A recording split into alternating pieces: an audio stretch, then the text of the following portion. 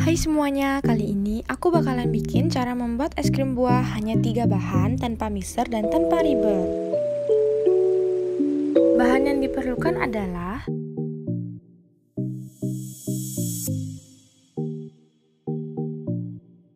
ayo kita buat.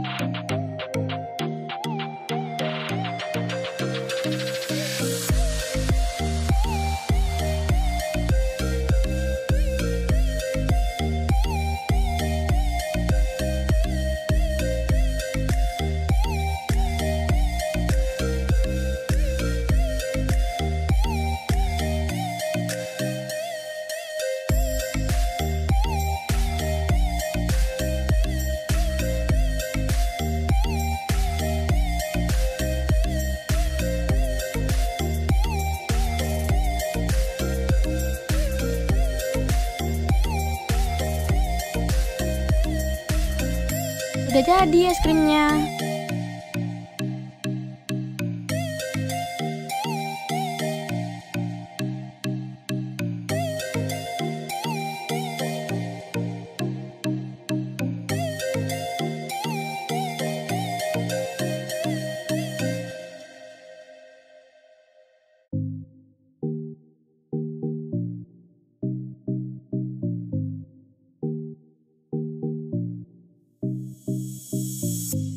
Terima kasih sudah menonton video Ayah, semoga bermanfaat dan jangan lupa like, subscribe, dan komen video apa selanjutnya yang harus Ayah bikin.